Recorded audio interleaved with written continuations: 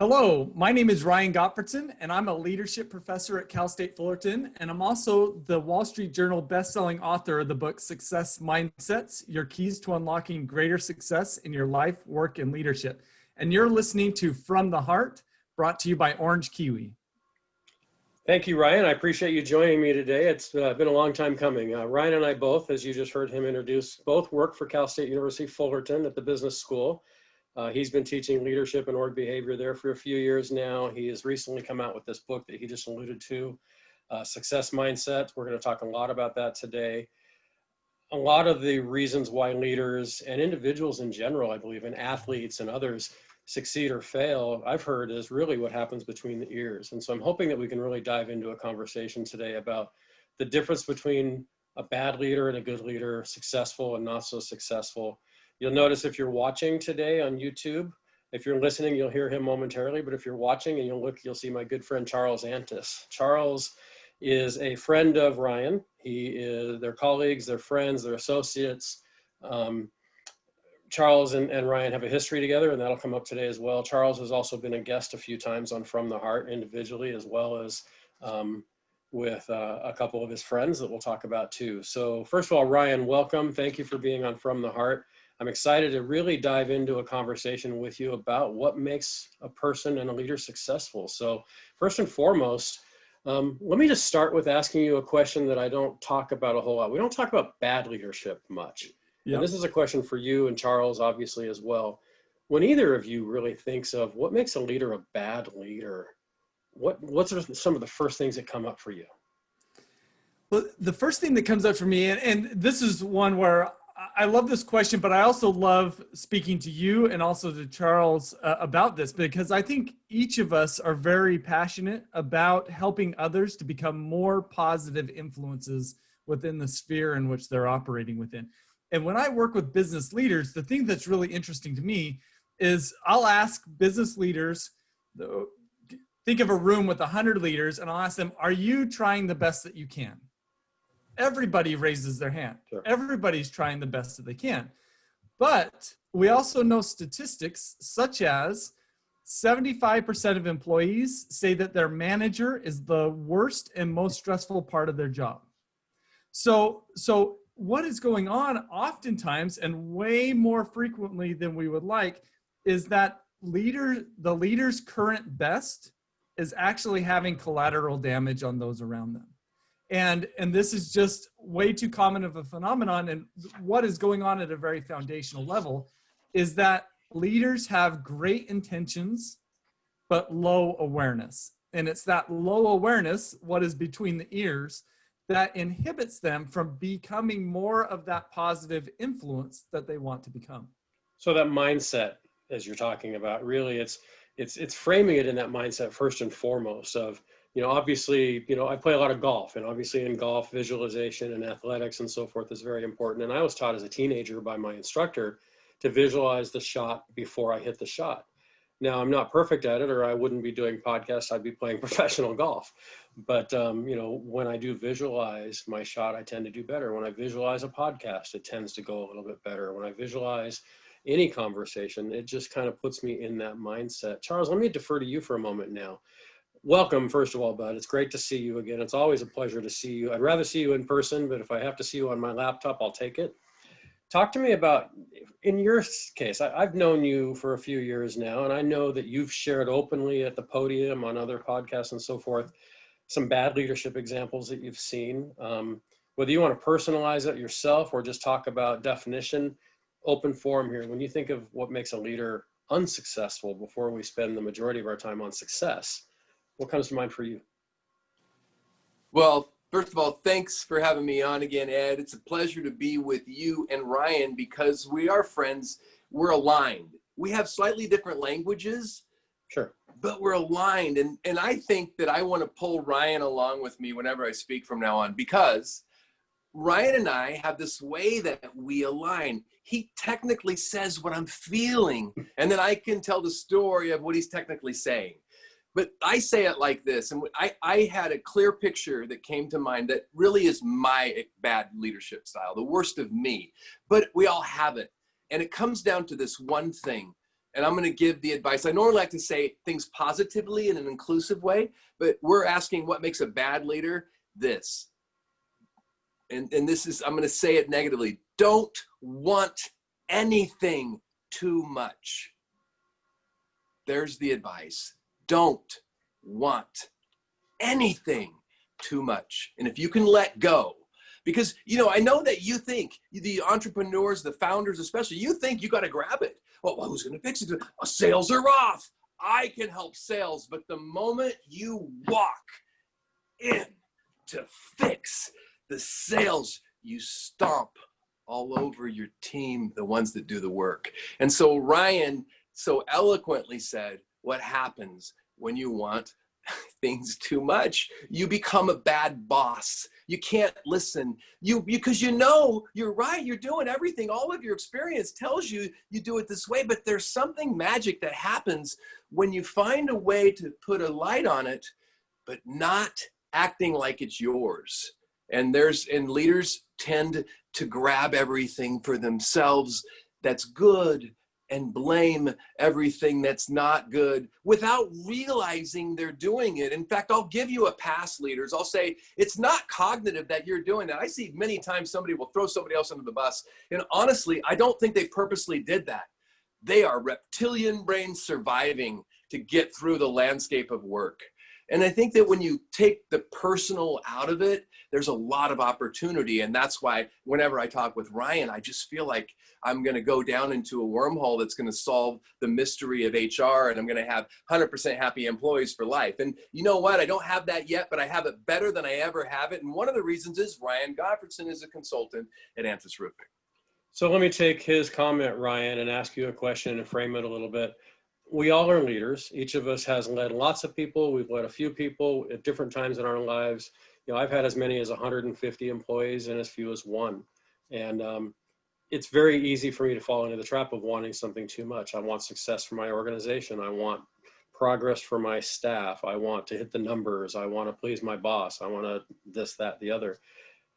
What's your impression of that comment? Don't want anything too much. And how do you now take someone who does want something too much, if you agree with Charles's assessment there, and I think you do, how do you start to shift them into that success mindset that can evolve them into a better leader?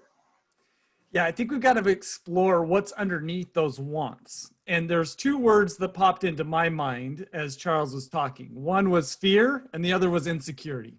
And that's usually what's at the root. And to kind of make this come to life for you, let me give you 4 different desires, and you tell me whether or not society suggests that these are good desires for leaders to have, okay? And even for individuals to have. The desire to look good, the desire to be right, the desire to get ahead, and the desire to avoid problems. So desire to look good, desire to be right, desire to avoid problems, and the desire to get ahead. Would you say that society says these are good or bad desires? I think you just nailed what a lot of people spend their time consciously or subconsciously thinking about all day. And first thing you do in the mirror is you look first in the morning, you look in the mirror. I want to look good. You know, how do I feel when I get out of bed? My feet hit the floor. Am I feeling okay? You know, we don't realize how much we need. That's better. It's better words. I like that even better. Yeah, we need to be right. It feels like if we're wrong, we're out. It's so counterintuitive to not have to be right. I relish today when I can get there and not being right. Because if I'm right, I'm still holding it. If they're right, they're holding it. Now we have structure. Well, and the opposite of right is wrong. So if we're not right, we assume we're wrong, and no one wants to be wrong. You remember the old Happy Days episode where Fonzie couldn't say wrong? He'll say I'm wrong. He's like, I'm he couldn't say the word. Yeah. So let's dive into that, Ryan. You took us there, so keep us there. Yeah. So, I mean, it's really justifiable to be there because, to your points, who wants to look bad, be wrong, have problems, and get passed up? Well, nobody. So it's really justifiable to have these desires and these wants. But where is the focus when we have these desires? It's on us. Me, right? It's very selfish. We're focused on ourselves as a leader and looking good, being right, avoiding problems, and getting ahead, we're making decisions that benefit us and generally have collateral damage for those around us. And I think oftentimes we're there and have these desires, and I know that I've been there personally, partly because one, they're justifiable, but two, we oftentimes just don't recognize what are better desires to have. And so let me introduce some better desires. Great. So instead of having a desire to be right, we should have a desire to learn and grow. And the thing that's really tricky about this is that if we want to learn and grow, at times we're going to have to look bad. So if we want to, the negative desire is desire to look good. The positive desire is the desire to learn and grow. And if we want to learn and grow, at times we're going to have to look bad. Instead of having a desire to be right, we need to have a desire to find truth and think optimally, which means at times we're going to have to admit that we've been wrong, which again isn't easy to do. Instead of having a desire to avoid problems, we need to have a desire to reach goals, which means we're probably going to have to wade through problems. So we're going to have to be okay with that. And instead of having a desire to get ahead, we need to have a desire to lift others, which means at times we're going to have to put ourselves in the back burner. So to be a really effective leader, we've got to, in the short term, be okay with looking bad, being wrong, having problems, and putting ourselves on the back burner. And it's just not easy to do. And so, but when we develop these language and this framework, it allows us to be really intentional about learning and growing, finding truth and thinking optimally, reaching goals, and lifting others. Wait, I just had a parallel that's so awesome. Me too. That I think you'll appreciate. I'm a storyteller. I know a lot about storytelling. Let's back up and replay later the last 3 minutes of everything you said, Ryan, and everything you said is exactly true for storytelling. That we can't help it but talk about ourselves, and people can't help it but vomit. But when we learn to tell stories, we learn to tell about others and the impact they have and watch them grow. And we learn that it's all about others. And then we learn to not self-deprecate necessarily, but to look at a story as, oh my God, if I go in like I tell it, I'm a tape recorder, it actually gets boring. But if I go in as a student of the story, knowing that the audience today and the way that Ed asked the question might let me see it slightly better and ever and grow, everything that you just said is the secret to telling stories. So if you can master this self-actualization, then you can also tell your story. And that means that you'll be heard inside your company and you'll be heard outside your company. And you'll have functionality inside your company. So it's just an amazing parallel, because tomorrow I go into Mystic Moments with my storytelling coach with a bunch of storytellers from around the world. And we dissect what's going on, and you nailed it. And I just think that's a beautiful parallel, because not only will you be heard, but you'll be heard. And I'll share too where you took me, Ryan. So I appreciate that, Charles. That's awesome. Charles is a master storyteller, as we all know. Anybody who's listened to the podcast before or just met the guy knows what a storyteller he is. And I don't mean stories as in tall tale, but he's great at painting the picture of helping you understand. As you were talking, Ryan, 3 words came to mind for me that, for me personally, Ed Hart's definition, and somewhat my definition, somewhat book smart definition, and probably a combination of a lot of different people, including my mentor, one of my mentors, Ken Blanchard, who, 1 Minute Manager, servant leadership, and so forth. I talk with Ken regularly and have been blessed to get to know him well. 3 words that came to mind for me as you were talking were service, and I tie that into servant leadership, humility, and vulnerability. And I don't think we do those things very well. I think the leader thinks I have to be the strong one. The leader thinks I can't make mistakes because my people might see me screw up. And if they see me screw up, it takes me down a notch and they won't respect me. Or I can't serve my people because it might boost them up. And what if they take my job? The insecurity that you went to in your conversation. So thank you for that. Thank you. I love hearing Charles talk about how you took him into storytelling and how you took me into what are some other ways I would frame that really pierces my heart. So when I talk about servant leadership, humility, vulnerability, let's, since it's my show, I get to use my words for just a moment.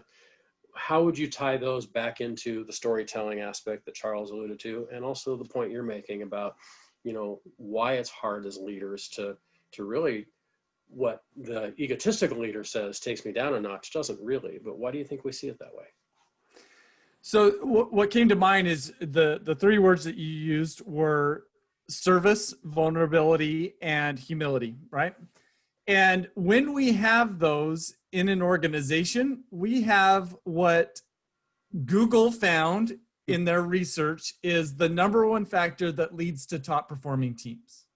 And that is psychological safety, the belief that one can speak up and take risks without fear of negative repercussion. And what Google has found is that if we want our teams and our people to operate at their highest levels, they've got to feel safe. And the only way they're going to feel safe is if we have those three elements, if there's service, humility, and vulnerability. So how do you, instead of looking at my notes, I think I'm going to flip the sheets over and take notes and then ask you questions from the notes I take. Nothing I can ask is going to take us where we want to go here. It's responding to you and to Charles. What do you tell, and you're talking to Ed Hart now, because I took your assessment, by the way, and we'll get into that success mindset assessment here in a little bit. I took it this morning because I wanted to have it fresh in my mind, and I'd done it before. I'm a pretty thin-skinned person. I don't take criticism very well. All I got to do is ask my wife or people around me or former bosses or even former employees or current, that I don't take feedback and criticism very well. And a lot of people use the term thin-skinned for that. What advice would you give? Just talk to me for a minute. How can I work through that? Because I know a lot of people listening today feel the same way. We don't take feedback and criticism very well. So I think that oftentimes, and I think part of maybe what you're feeling even as you say that is we have a tendency to maybe easily get critical of people who are, and we put this label on them, of being thin-skinned. And one of the things that we need to recognize that has allowed me to be much more empathetic of people is that when we have these more negative desires that we talked about, and really those are fueled by more negative mindsets, is that our mindsets, we often describe them as the mental lenses that we wear that shape how we view the world. But in reality, what they are is they're neural connections that span across the three major brain regions: our reptilian brain, our mammalian brain, and our human brain. So Charles kind of brought up some of this language. And we've got millions of neural connections in our brain. We've only got, a very small percentage that actually connect all three of these major brain regions. And when we have the negative mindsets, what is actually going on in our brain is what psychiatrists call disintegrated. That these neural connections are disintegrated to the point where these three major brain regions aren't working as effectively together as they could. That if we're more integrated, that these three different regions are going to work more effectively. And so really what we're getting at is what leads somebody to have more negative mindsets and take on some of these more negative desires, or maybe in your instance, to be specific, is to be a little bit thin-skinned. And everything that I've been learning has pointed me to trauma. And trauma can be big T trauma and it can be little t trauma. Sure. And more people experience big T trauma than we would like to admit. But the reality is that trauma, whenever we experience it, it causes us, it's causing pain, and we need to figure out a way to deal with that pain. And the primary thing that our body does is it disintegrates the mind. It connects the feelings from the body from what we're experiencing in the mind. And that can have long-term ramifications for us. And so when we see people behave in ways that don't make sense to us, maybe if they're thin-skinned, or maybe they're a leader that needs control, whatever it might be, if it's easy for me to get critical of them. But when I understand this, rather than get critical, it makes me want to be empathetic, because it makes me wonder what in the world has happened in their life Sure. that has caused them to kind of need control, or has caused them to be thin-skinned. And how do I meet them in that place that allows me to support them? And then what are the practices that I can engage them to help them better integrate their mind? So I've kind of said a lot. So, and we could surely dive into this deeper, but let me stop there and see if any of that resonates with you. Well, yeah, because I'm a huge word nerd. Okay. I hear words and I dissect them and I think about the true meaning. You said disintegrate. I go to disintegrate. And what disintegrates? Something just dissolves and disappears.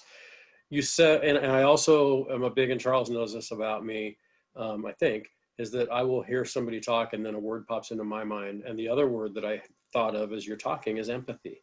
And I think if there's ever a time that we need that right now, here we are 28 days or so from probably one of the most significant elections. And I'm not going to take this into a political discussion at all, other than to say what we're all seeing in the news and what we're all seeing on social media and what we're seeing probably in some of our homes even is this feeling of, we're not the United States of America. I've joked about that. I wrote a blog about that recently, that we're more divided than united.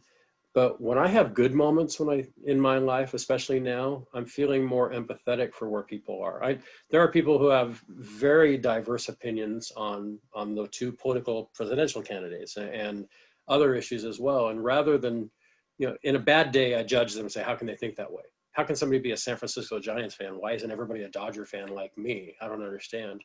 But the empathy in me says, okay, I get it. We're a product of where we were raised, how we were raised, who taught us, where we went to church, where we grew up, and so forth. So that empathy, I think, is another word I'm hearing you say. Charles, This what about morning, you? Came up. This morning, I have a very distinct memory of a simple story that you can relate to, I believe. And I got up, as you know, early and did a bike ride, and I went out and kind of did a tree pose. I don't know what that is, but it just helped me feel in sync with the day. I watched the world wake up. So on the way to work, I'm finishing my morning routine, which is really critical to be a good leader. I have to start the day right. And I'm driving to work and something really typical happens. I'm getting in the freeway on ramp and there's 2 lanes and the guy in this other lane skips in front of me, but there's like a courtesy we're keeping. And this other guy slips over and just goes, boom, and he hoses like 3 of us. And so there's that moment. At that moment, do I have empathy or am I going to get revenge? Now, revenge on the road is very subtle, because there's a lot of things that you can do, because sure enough, I go back on the road and there he is again, and I'm in the fast lane. And all of a sudden, he's not going to do it again. He whips in the fast lane again, cuts me off. And he knows this time, he probably recognizes this car that he cut off twice. Now, my head and my body and my instinct, some of my fight or flight or whatever that thing is, wants to stay on him a little while. Wants to stay on him long enough that he knows I'm there. In fact, if I was ahead of him, part of my instinct might want to just tap on my brakes just enough that he knows, but then speed off and F with him somehow. My point is I used to do all that stuff. Today, I saw a very clear choice because I thought that guy doesn't even know I'm here. I don't know if it's a guy. That person doesn't even know I'm here. He's just probably late for work. And wow, did I continue to have a beautiful start to the day and think nothing of it. I didn't do anything toward him, but I thought about it. And the fact that I thought about it, I didn't chastise myself. I'm just aware, like, wow, I still need to grow, because there's a time when I first came to California that could have ended up in a road rage fight. And I'm not proud of that, but I've grown a lot from where my mindset was. And when you were talking, I use tools to help me. And one of the things that I have to do to shift my mindset from this fear point that can go in all sorts of places is something that's on my board. I don't know if you can see that right there. I'm not going to flip this, but it says, always assume positive intent. Mm-hmm.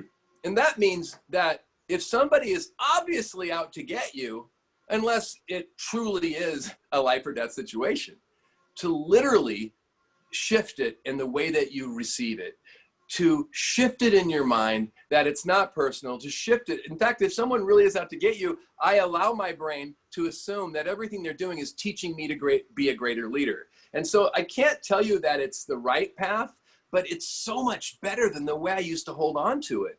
And having a little bit of empathy and working toward more empathy, I think, is a secret weapon. I say this when I speak sometimes that, I used to bench press a lot because I wanted to be strong, and I don't bench press a lot anymore.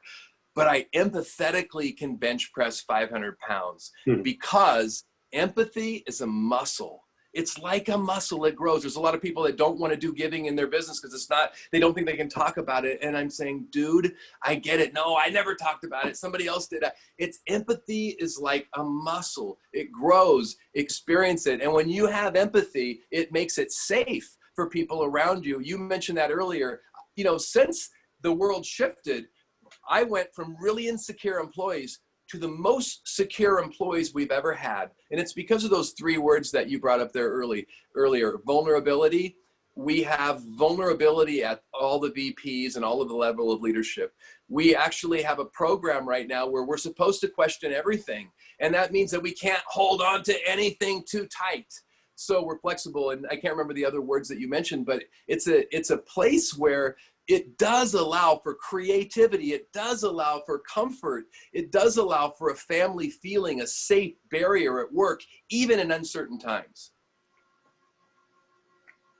Absolutely. So Ryan, we're going to use Charles as a case study right now. Okay.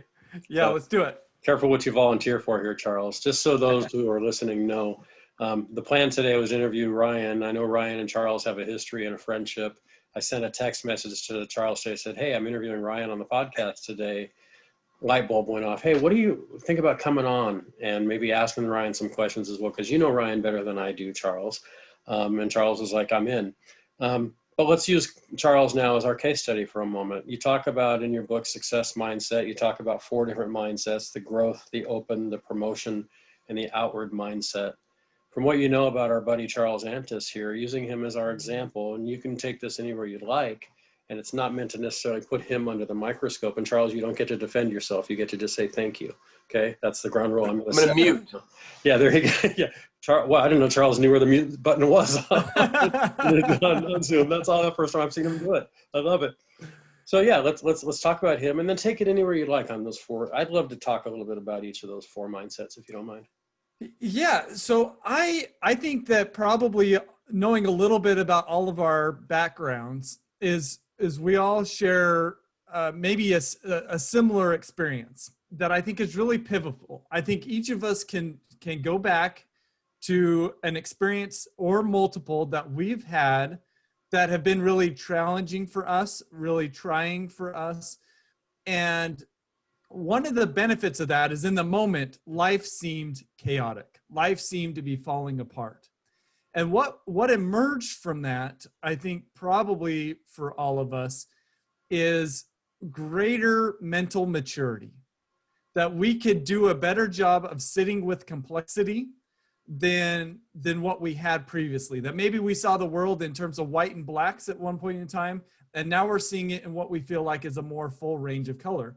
And we may not have ever been able to get to a higher level of mental maturity had we not gone through, you might say, a crisis and whatever that might be. And so what I know about Charles is, and as he shares this example about kind of his old self versus his current self, what we all heard was a maturation of one's mind. And that's what happens when we start talking about mindsets. It allows us to do this perhaps without going through a crisis. That if we can uncover and use this perspective of mindsets to uncover our own fears and our own insecurities, what we're doing is it allows ourselves to become more of that ideal person that we want to become. So there's a guy that I follow quite religiously, and I don't follow too many people because it's really easy to follow people and I want to follow the best. One guy is Robert Quinn, and he may be the world's best expert on organizational and personal change. And he says that people change for one of 2 reasons, either a crisis or deep learning. And we could all probably recognize which one most people change from, which is probably a crisis. Yeah. But the component that we are in control over is deep learning. And so when we start to talk about mindsets, and it facilitates a deeper learning about ourselves, which allows us to hopefully unlock these fears, insecurities that may be holding us back from becoming more of our ideal selves, so that when we are faced with complexity, We don't run or jump to one side or the other, but we can sit with it and almost enjoy it. And that's what really Charles is talking about is you don't have to hold on to this, is you can just sit with the complexity.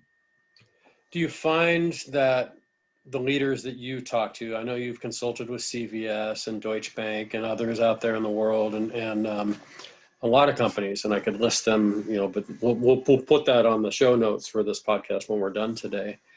Do you find that the successful leaders, whether it's Charles or others that you talk to, have changed more because of crisis or more because of deep learning? And I look at me, deep crisis to me is I touch the stove, it's hot, I've just learned don't touch the stove. My finger just had a little crisis right there. And now send it to my brain and I've learned. The deep learning might come over time. I have my opinion, but I'd love to hear your thoughts on really from the studies and research you've done, do we become better leaders because we've learned from crisis or because of that deep learning? I don't know if that's a fair question or if there's a broad brush answer to that, but more your thoughts.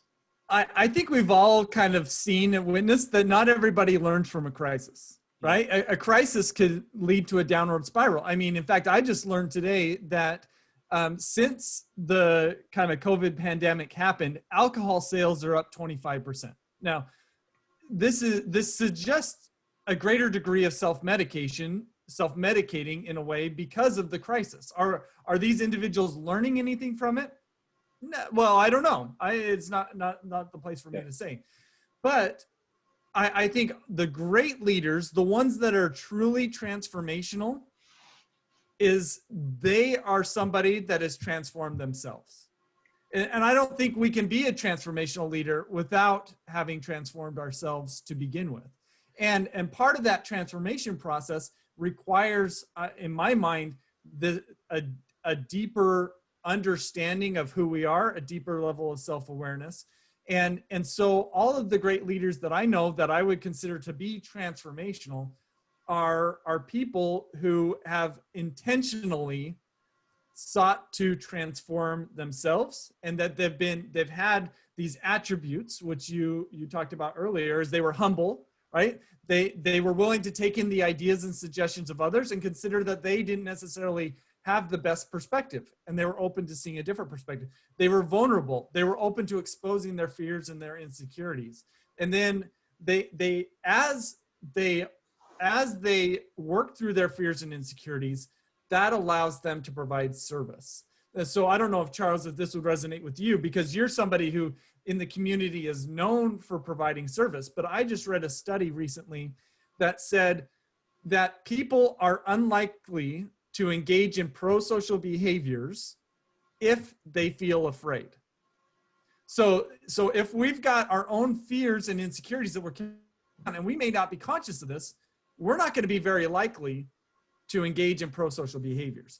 So my guess is that as Charles has even gone through this process of transformation, deeper level of self-awareness, and has worked through and maybe at times owned some fears and insecurities, that's actually empowered him to be this, I would say, this service leader in the Orange County community. Charles, feel free to unmute, by the way. I know you want to just chime in. Permission has been granted. Yeah, permission to re-enter the room. Yeah, exactly. Yeah, I just have a hard time with this conversation knowing what to say. I have so many triggers and things.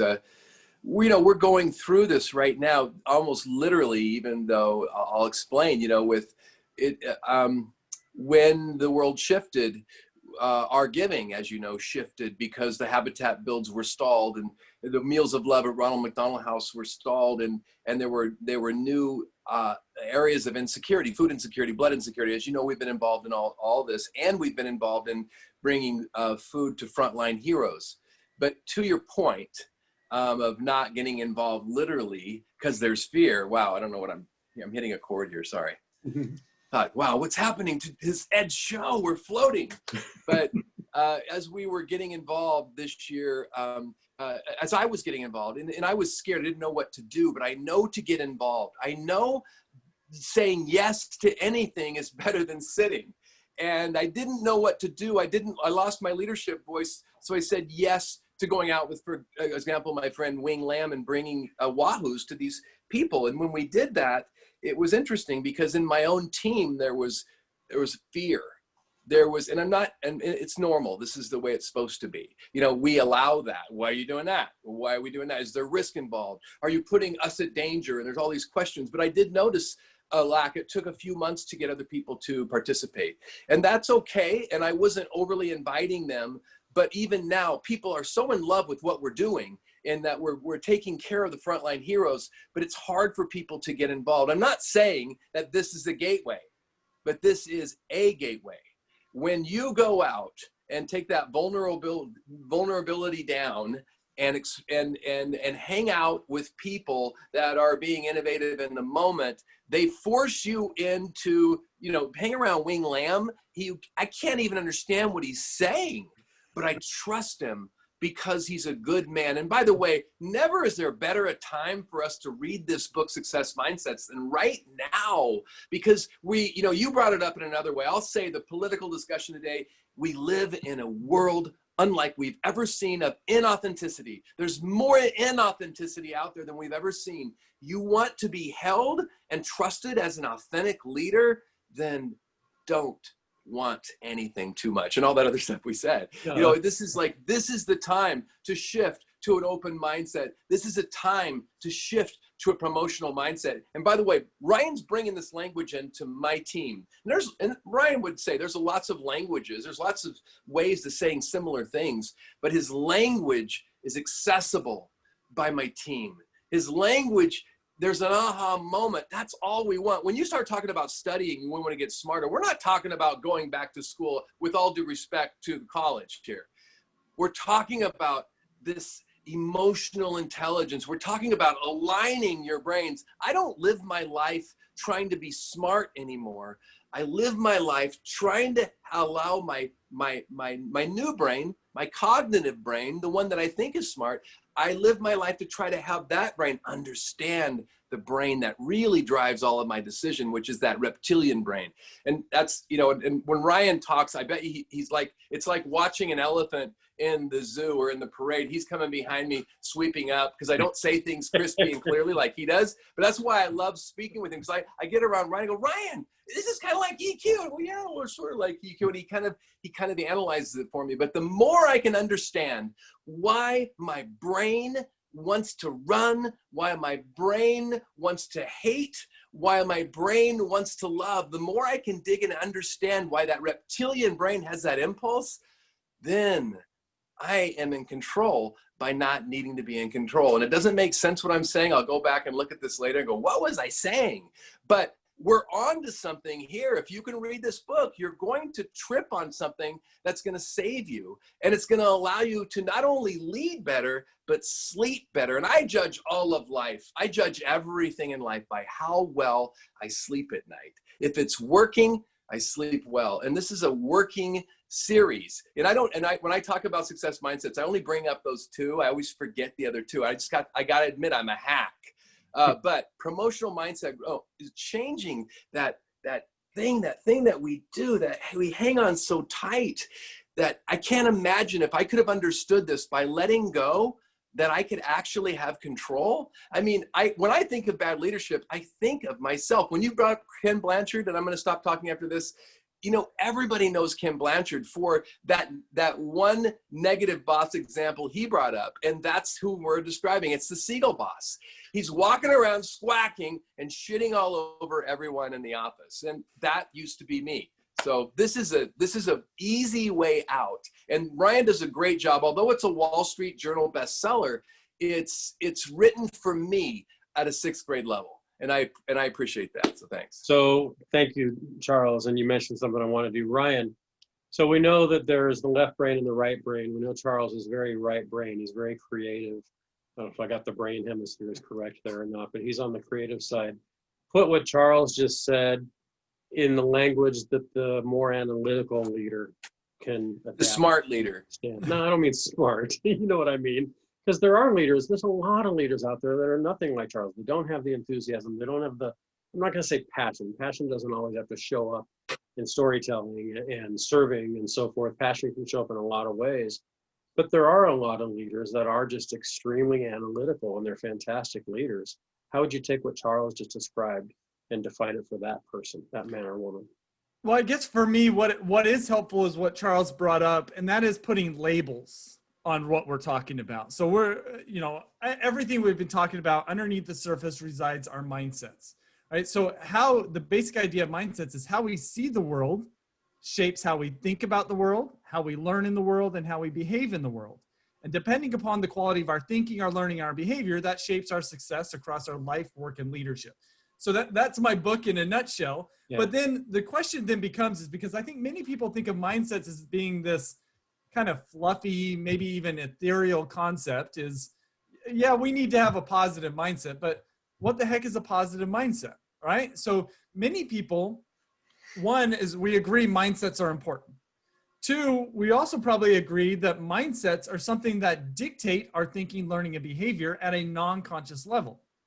But if we could put labels on our mindsets, then they become something we could become conscious about and we could become intentional about. And so that's where we've kind of thrown around the language a little bit. So I focus on 4 different sets of mindsets, not because there isn't, that's all of them, but it's because these are the 4 sets of mindsets. We have 30 plus years of academic research suggesting that they do indeed, in a reliable way, shape our thinking, learning, and behavior. So the 4 sets of mindsets are fixed on the negative side, growth on the positive side, and all of these are a continuum. And we're going to fall somewhere along this continuum. There's closed to open, prevention to promotion, and inward and outward. And when we have these labels and when we understand what they mean, now it's something where we can figure out, where do I stand and where do I want to go? Now, how do I get there? How do I make those shifts? And so let me give an example of one of these, and I think is probably the best example to give, given that we've got Charles here, is for most of my adult life, I had what I term as a prevention mindset. So, I guess it's not my term, but is what is called the prevention mindset, where I was more focused on avoiding losing and avoiding problems than I was on reaching goals and winning. And that's a promotion mindset. And how this played out for me was, I think I actually became an academic because I saw being an academic as having great work-life balance, not too stressful. It's kind of a comfortable life. But, and also I was deathly afraid of debt. So I graduated with my undergraduate degree and my PhD without taking on any debt.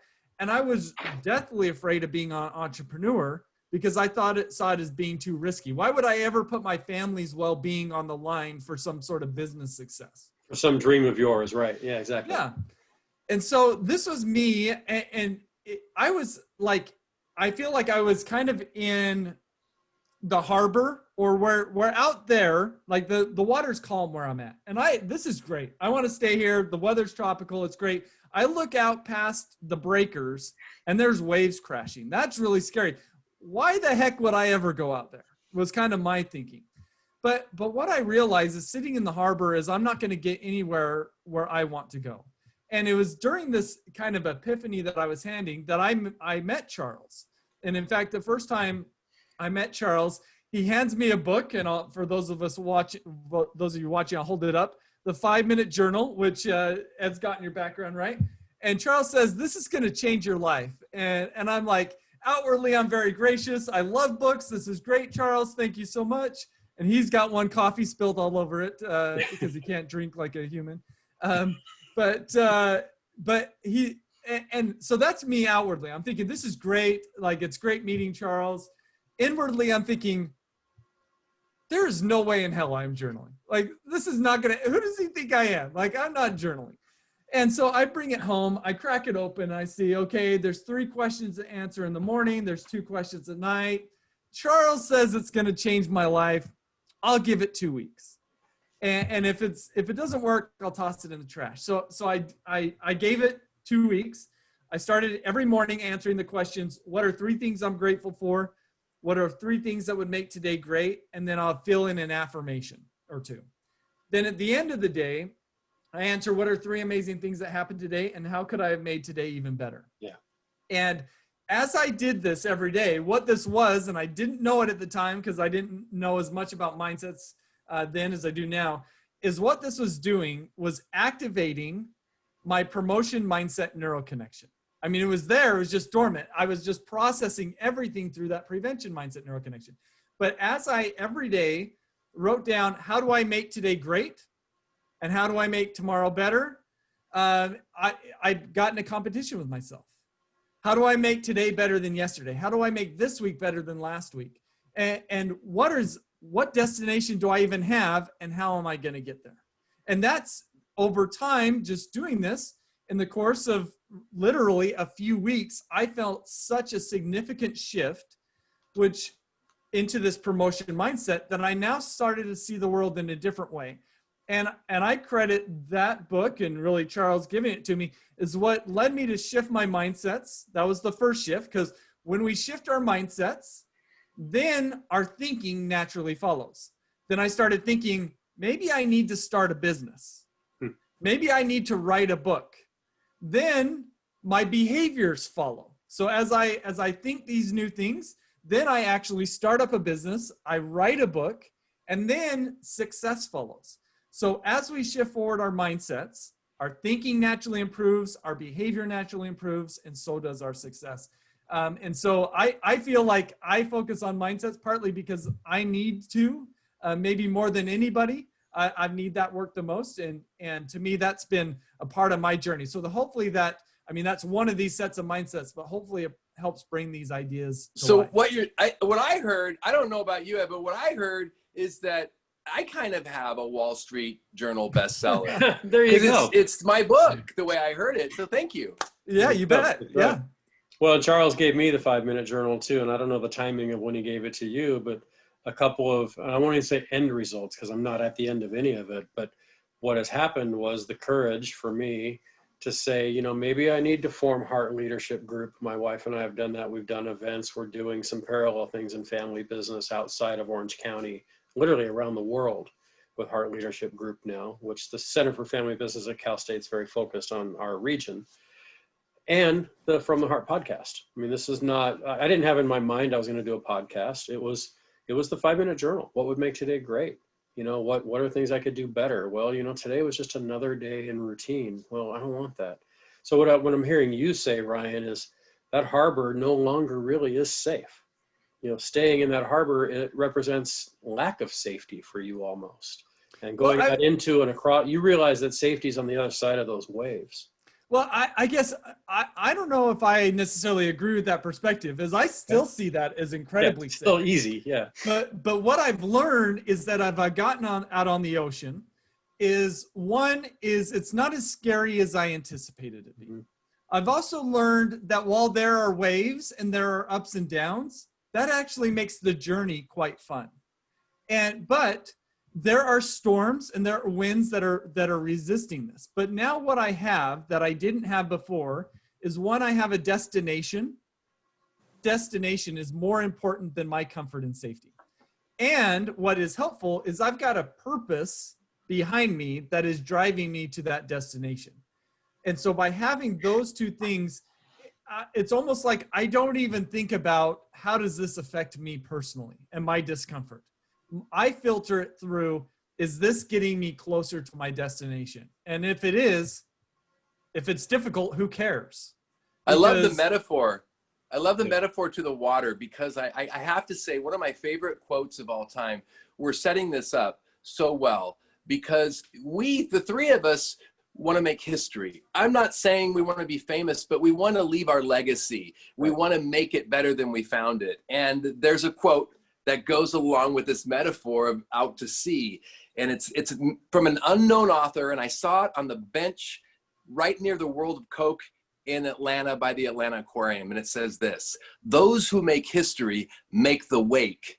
They don't merely ride the wave nor stand watching idly on the shore. And I think that that's pretty powerful, because there is something in that metaphor of pushing out to sea. There's courage there. It takes courage. It took courage to do what you did. That's one way to describe it. And one way to describe some of the things that you've done, Ed, or I've had to do at Antis Roofing, or got to do at Antis Roofing. It's taken courage, but it's really this letting go type of courage that gets us there. It's this letting go and learning how things might be. And you know what I love about Ryan? You give it to me in a tangible way that I can explain it to the logical side of my brain. But there's another side of this that it's goofy to talk about, but you see me try. But it's like when you put yourself in this place, you become a lot more tolerant person, a lot less judgmental, and it feels as though bridges are being built everywhere that are almost supernatural. I don't like to get into describing supernatural, but you get to feel that kind of goodness when you put yourself in this vulnerable state of being an open leader, of shifting your mindset to trying to, there's a goodness in all that you say and everything that you do. There's a goodness policy. I don't know how you address that, because I look at life like if it works, you do it. If it doesn't work, you don't do it. But there's also seemingly a goodness principle that infiltrates your mindsets. How is there? Or is that just my wanting it to be there? So I think at the root is what you're describing is more of what we kind of talked about previously, is where we're now maybe seeing the world in greater color before, because what we're doing is we've deepened our mental maturity by deepening our self-awareness, and that allows us to value all of the colors that are out there. And then in doing so, that allows for the creation of connections that would never be there before. That's interesting you say that, because in my little morning wanderings, I literally see more color. And some mornings when you consciously realize, oh my God, look at that. Is that pink? And you start giggling to yourself and you wonder if somebody saw you. And then you see that green against that green and against that sky. I don't think there's ever been a sky like that. That's that state of what, it's a wonderment. That's one of the, when I do my 5-minute journal, when I write what would make the day great, and almost every day I'll write something into that I want to feel this sense of curiosity and wonderment with life. And that is an opening of my mindsets, because everything else, there's no color. When I love this. I'm sorry, Ed, I'm asking questions and I'm not prepared. No, that's why I brought you on. I wanted you to ask, I wanted us to look into your life a little bit and use a real life case example here. But I also wanted you to ask questions. A couple things came to mind as you were giving your quote. Jan Steiner, who's a close friend of mine and a mentor and a big supporter of the podcast, and I know she'll hear this because she listens and really supports our studio and what we're doing, has formed a company called Make Dust. And her analogy is you either make dust or you eat dust. And so she's very much she sold her family business for a lot of money. And I don't know the dollar figure, nor is it important, but she's now taking the fruits of her labors and success and blessing the lives of a lot of people, including the Hart family and the From the Heart podcast and Todd Frazier Studios and everything that we're doing. But that's such an impact, and she gets that. And I love when people understand that opportunity that we have to make the wake or to ride the wake. And some of us can choose to let the wake drown us, and we're not making it or riding it. We're afraid of it. Let me ask you a question, Ryan. You use the word mindset. And again, I go back to my word nerdy thing from an hour ago. And I think I know how I would define this, but I'd be more curious to know how you would. The difference between mindset and attitude. We all hear we should have an attitude of gratitude. We need to have a positive attitude. What makes her successful? She has this great attitude. Synonymous or not? Well, I think our mindsets oftentimes will drive our attitudes, but also we can have maybe a negative attitude, but generally carrying around a positive mindset. So what helps me is if we could slice and dice who we are in a million different ways. And if we could stack these up on a range from at the top being very stable attributes about ourselves, at the bottom is very malleable attributes about ourselves. So at the top, we'd have things like, you can even think our height, our intelligence is something that is supposedly quite stable. Our personality is generally considered quite stable. At the bottom end are things like our moods, our attitudes, our emotions. These are things that can change in a matter of minutes. Where mindsets fits into this is about halfway down. So mindsets are this semi-malleable aspect about ourselves. They're something that is purely nature and not nurture. So these are learned traits about ourselves, because literally what they are is they're wiring in our brain, and it's how they serve as the circuit board for our brain that controls all of our thinking and our processing. And so when we see our mindsets as being this mental wiring, literally these neural connections, well, that's different than our emotions. Our emotions often stem out of or our attitude is different than our attitudes. Our attitudes often stem out of the experiences we encounter and how we process that, and it's a manifestation that is connected back into our mindsets. And so when we say you need to change your attitude, well, we can make a quick mental shift, and I think that that's helpful. And I think in that moment, that's like a bicep curl for our mindsets, which are generally deeper and a more foundational part of who we are. So use the mindset to shift the attitude is what I'm hearing you say. I think that that's the more effective way to think about it. I think it could go either way, but I think it's more effective if we want to change, let's focus on the foundational level, and then we'll let those attitudes take care of themselves. So I'm a big sports fan. I alluded to that earlier, and I know we're getting close to the end of our time here, and there's probably going to be a part 2 to this interview because there's so many more. I haven't even gotten to my notes yet. And like I alluded to, I've flipped the pages and I'm writing notes, and I'm asking you based on what you're saying, which is what a good interviewer actually should do, rather than my script. The script is you. I think I worked in professional sports. I'm a big sports fan. And I've always heard said, and I'd love your take on this, either of you, but Ryan, the author, Charles, the guy living it day in and day out as well. The difference between a good team and a great team is mindset. Teams go into the season. I'm going to use my team, the LA Dodgers. Big fan. They've won their division 8 years in a row. They've never won a World Series since 1988 when you were barely born and Charles and I were in our 20s. Okay. Ryan's a little bit younger than we are. If you're not watching, you'll figure it out when you do watch. But I think the Dodgers have gone, and maybe the Dodgers will listen to this. I hope they will. I think they have gone into the postseason each of the last few years hoping to not lose. And the difference is they need to go into this knowing they can win. How would you take that analogy, use it in sports, use it in leadership, use it in life, however you want to use that?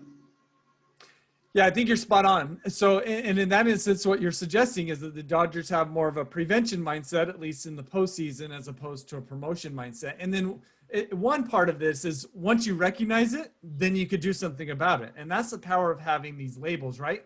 But you're getting to a broader point, and this is where in my consulting work, this is what I focus on is the mindsets of the leaders and the employees, and more particularly the leaders, shapes the culture of the organization. That the things that leaders are afraid of are the things that employees become afraid of. And that perpetuates, this fear will perpetuate and create a psychologically unsafe environment. So you look at sport teams, the team that comes to mind is the Washington Redskins, who have deplorable leadership from the top down. And their owners under fire, and for a variety of unethical things. And what is going on is the mindsets of the leaders generally shape the culture of the team.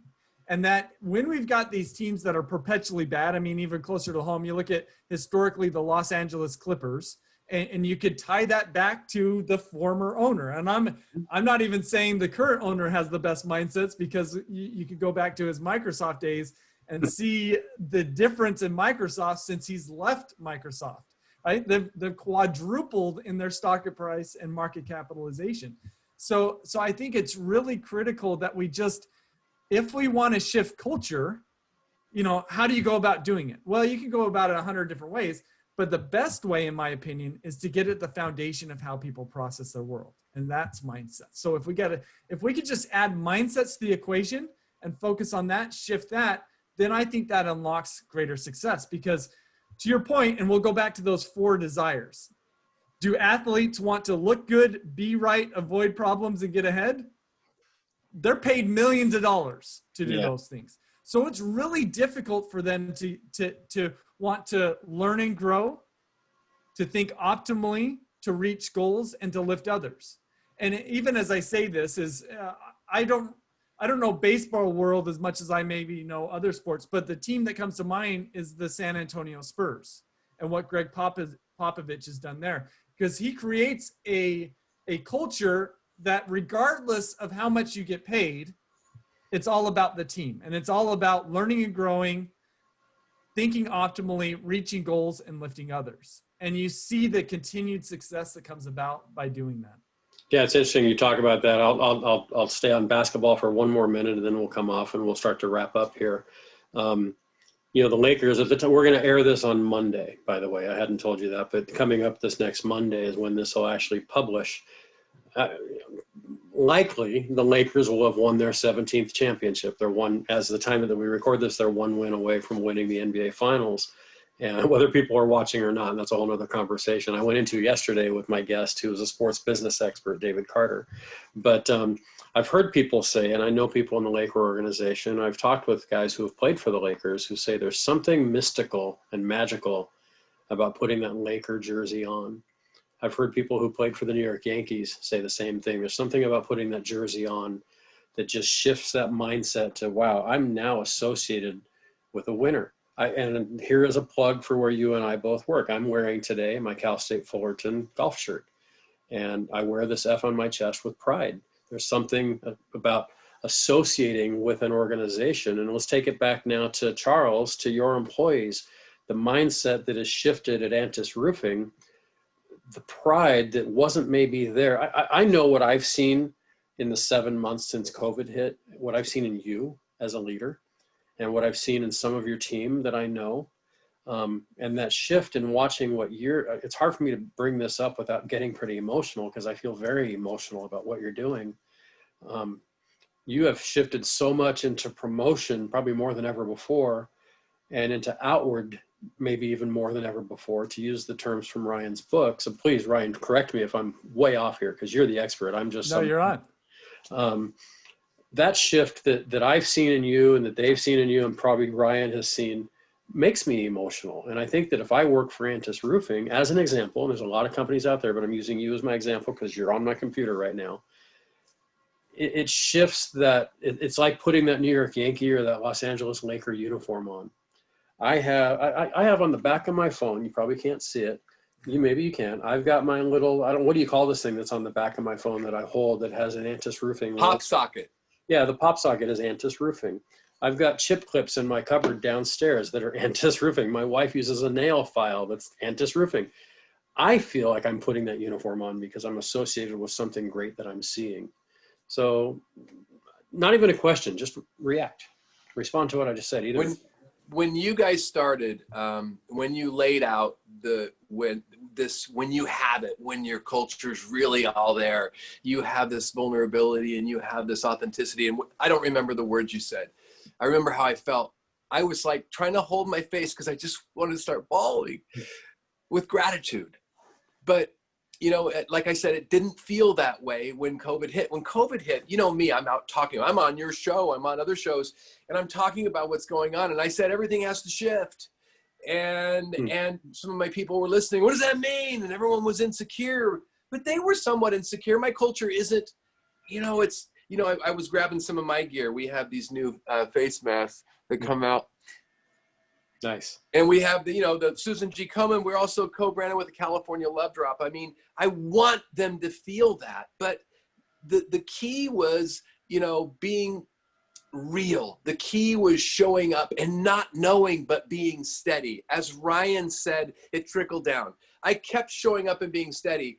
I knew they needed to hear me talk about it because they had to hear, if they're all going to stay, we're going to have to be adaptable. And I've watched my team as we started talking it down, all the VPs and all the managers, and everybody's adapted. And now we are all this really proud to wear the brand culture. And it's never been, in being a company that's won cultural awards, I got to tell you, there's times that you win it that you don't feel worthy. It's not there. Well, please, can we just get there? But right now, today, we're in that zone. They write about it in tribal leadership. You know, they write about that zone, and I forget what they call it, but you can never stay there all the time. You'll get down to the B+ zone, but you can get it back up there. But right now, I'm in that zone. We are in that zone, and it feels so good to put on that brand for everyone that works here. And our job security has never been great. And it's because of the way that we put on the day. It's because we're not allowed to want anything too much. We've been able to happily, through storytelling and through getting to know each other and getting to know each other's assessments, we've been able to break down some of the borders and do what Ryan's talking about. And now we're actually implementing his processes as a new language, as Antis's new language. We've used other languages in the past, from DISC to Myers-Briggs, which is slightly different, I know, to the imperative purpose lab. But for us right now, for the functionality and the way it helps us sleep at night, we think Success Mindsets is a great business and life language for being somewhat self-actualized. And that means a lot of things to a lot of people. But what I mean by self-actualized is to look in the mirror and be excited for what you see in you and for the day. And so, you know, this is not just how you treat other people. It's how you are. It's how you're going to be. If you want to be happy, then shift your mindset, open up, come out, and push off to sea. I thought you were going to say, if you want to be happy, be happy. You know, it's a choice. I mean, mindset's It is a choice. What I'm hearing in this last hour plus from you, Ryan, and you, Charles, who's the living, walking case study for this, is it is a choice. And if nothing else, I hope our listeners and viewers today realize that if you want to shift your mindset, you got to first choose to. Like anything, if I want to lose weight, I got to choose, okay, what's it going to look like? Those waves for me are going to the gym and eating better and taking better care of myself. For someone else, it might be working on their marriage. It might be leading their organization out of a difficult time. What have you learned, Ryan, in these last 6 or 7? And there's a lot of places we can still go, and let's definitely have you back soon to dive deeper into some of these things. What have you learned in COVID? What have you learned in, I'll just say, we're going to be using forever now, 2020. Yeah. What did 2020, it doesn't mean what it meant 8 months ago. 2020 was vision and optimism. And, you know, if I could see with 2020 vision, I'd have more clarity. 2020 has a very different meaning now to all of us, and probably always will. What has 2020 taught you that you hope you will take with you long term? And then I've got a couple more follow-ups and then my last question. Great. So what I feel like I've learned or observed and even felt personally is that when a crisis occurs, we're inclined to be like this turtle that pulls our head into our shells. And essentially when a crisis occurs, it invites us to take on more of the negative mindsets and to get into self-protection mode.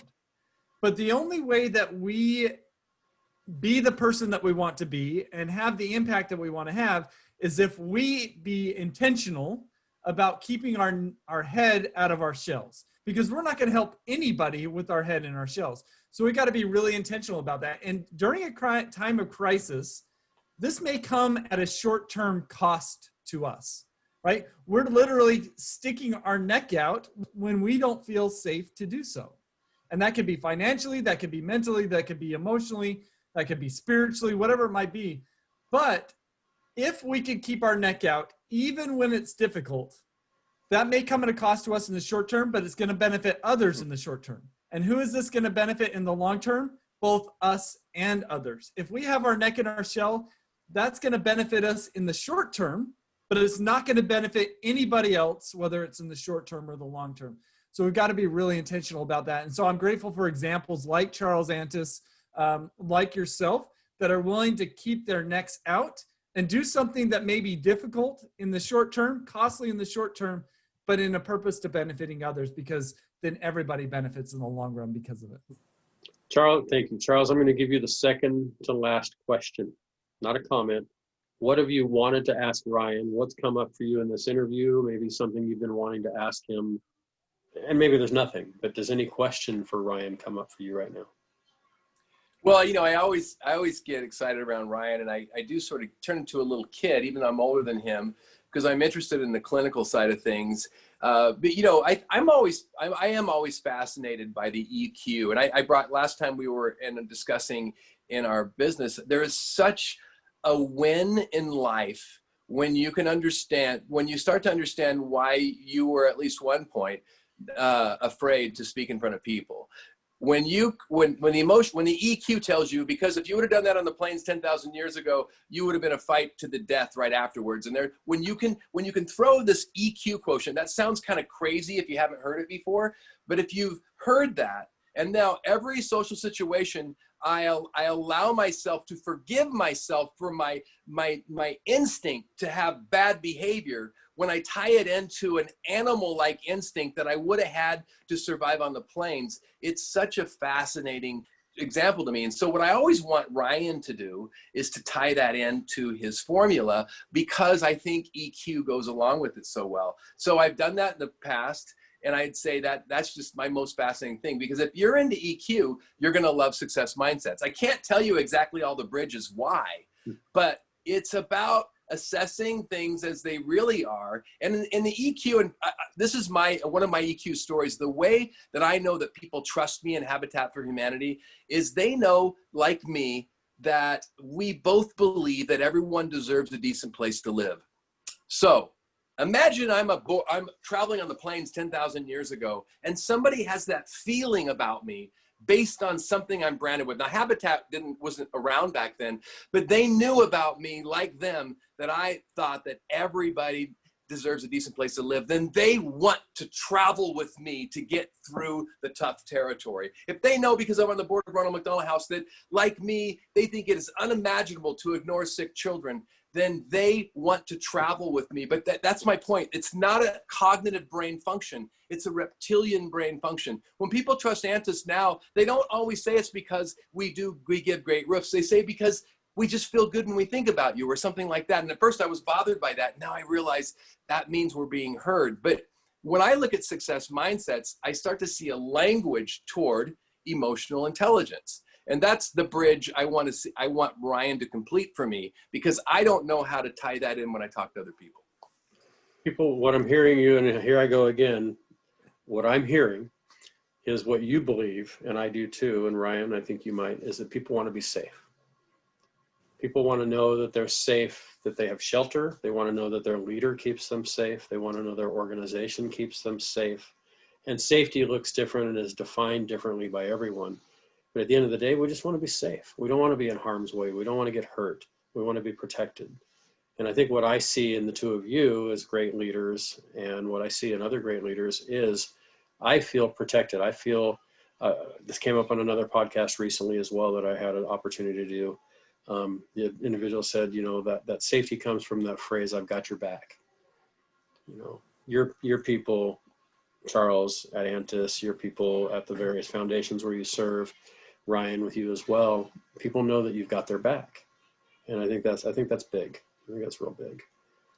Yeah. So to make the connection there is, I think, Charles, partly what you're saying is EQ is vital to creating what, Ed, you were talking about there, is psychological safety and this feeling of safety. Well, then if the question is, what's the connection between mindsets and EQ? How does this help us out? Well, it's helpful for me when I think about emotional intelligence as there's 4 components: my ability to be in tune with myself and to be able to control myself. And that's the self-awareness component. Then there's the other awareness component, which is my ability to connect with others, see the emotions that's going on with them, and to navigate that appropriately.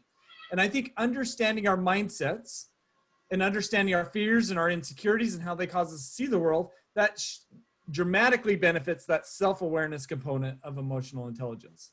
But also in going through that process, and then the indirect benefit is it improves our ability to be aware of others. That we now see others not as, let's just say, being quick to be critical of them, but to be more quick to be empathetic of them. And for me, I guess that's the way I could make the connection, and that's the way I felt the value myself, is that as I've done the mindset work for myself, that it's deepened my self-awareness, empowered me to be more other aware, which then together as a whole helps me to be more emotionally intelligent, which I think it's something we could always improve in. And I'm surely also a case study in that as well.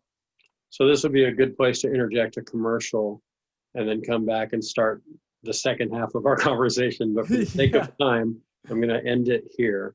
Leave them wanting more, they say. And I do. I don't know about anybody else listening or watching, but I want a whole lot more. There's so many more places I want to go in this conversation. Some of it we'll record, and Ryan, some of it I've got ideas and things I want to bounce off of you, and book ideas that I'm working on, and things that, you know, Charles and I have talked about. And there's just, you know, the next conversation with three of us will probably be in the next weeks over lunch, and maybe it'll trigger something, who knows. Great. So before I ask my last question, how do people reach you? How do people find your book? Do a 30-second commercial, whatever you want to do. Just sell the book right now. What's the best way to get it, or your services, and anything you want to talk about? Free form, 30 seconds or so. Yeah, no, the best place to reach out to me is my website, ryangottfredson.com. And if you want a really quick introduction to the things we've talked about, is I say, invite you to take my personal mindset assessment. It's free, it takes about 5 to 7 minutes. And then I'll help you identify where along each of these 4 different sets of mindsets you fall and the quality of your mindsets, and they give you a whole bunch of resources on how to improve them. So that's really quick. You'll also find access to my book there, as well as some other tools that could be beneficial to you.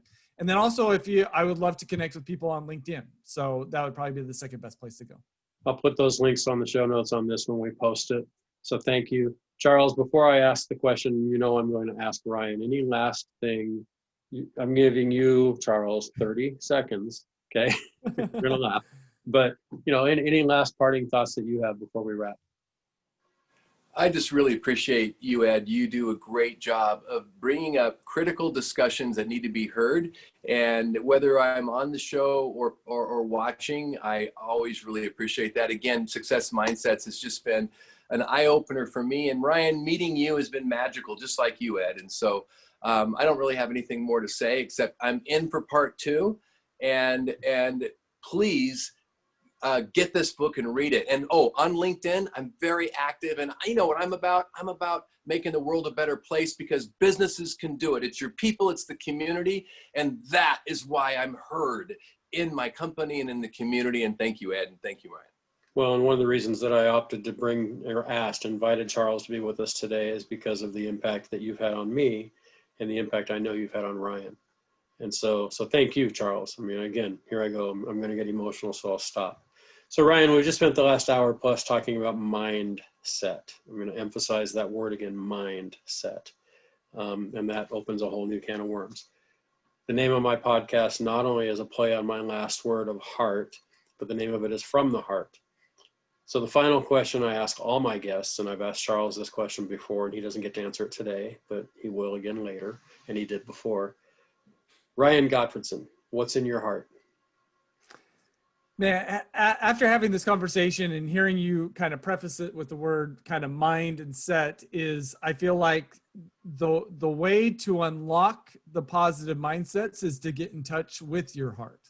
And that's not an easy thing to do. I think for some people, and particularly those who have been through trauma or have been through pains that make that difficult. But if we can make that journey and dig down into our heart, that's what creates the integration that will allow us to get through the fears and insecurities that we have, so that we could become more of our ideal selves and have the impact that we want to have.